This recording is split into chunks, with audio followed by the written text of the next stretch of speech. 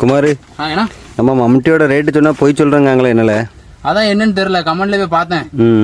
உண்மையான ரேட்டை சொன்னாலும் அது பொய் சொன்ன மாதிரி தெரியுது. போய் சொன்ன மாதிரி தெரியுது. ஏன்னா கீழே வேணா நம்பர் போடுறோம், அந்த நம்பருக்கு ஃபோன் பண்ணி உங்களுக்கு ரேட் கம்மியா இருந்துச்சுன்னா அதே மாதிரி மம்டி அடிச்சுட்டாங்க, வாங்கி கொடுத்தோம். இந்த மாதிரி இருக்கணும். ஆமா, இந்த மாதிரி இருக்கணும். ஆனா இந்த மண் இந்த மாதிரி களிமண்ல வந்து வெட்டுற மாதிரி இருக்கணும். களிமண்ல சும்மா அப்புறம் செம்மண்லயும் ஆத்து மண்லயும் வெட்டுற மாதிரி மம்டியை கொண்டு வந்துட்டு அப்புறம் உடஞ்சிட்டு இருக்கக்கூடாது. இதே மாதிரி கணை போடுறதுக்கே 400 ரூபா 350 ரூபா வந்துருது. இதான் கணை. இது வந்து மறையதல் செய்யறதுல்ல. இப்போ வந்து மம்டி அடிக்கிறதுக்கு ஆள் கிடையாது. ஆள் இல்லாம தான் இந்த குலைச்சி அடிக்கிறது தான் ஃபர்ஸ்ட் கஷ்டமான வேலையே. ஆமா, இதை கூட நம்ம எப்படியாவது அவங்க ஒட்டு கூட வச்சு இது பண்ணிடுவாங்க. குலைச்சி தான் அடிக்க முடியாது. இப்ப அது ஆள் கிடையாது.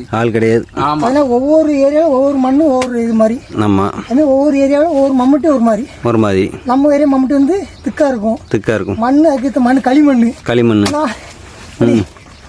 அதான் இதே மாதிரி இருக்குமா? இது இருக்குமா? கரெக்ட் தான். நாங்க போயிட்டு ஒன்னும் ஆக போறது இல்ல. நம்பர் வேணா தாரோம். நீங்க வேணா அடிச்சு அனுப்புங்க, அது காசும் கொடுத்துரும். அந்த மம்டி இந்த மம்டி செக் பண்ணி பாத்துருவோம். நமக்கு போய் சொன்னா எதுவும் கிடைக்க போறது கிடையாது. ஒன்னும் கிடைக்க போறது கிடையாது. நம்ம உண்மையை மட்டும் இங்க வந்து ஒரு நாள் செஞ்சு பாருங்க. நாக்கு தள்ளுது. மூச்சு வாங்குது.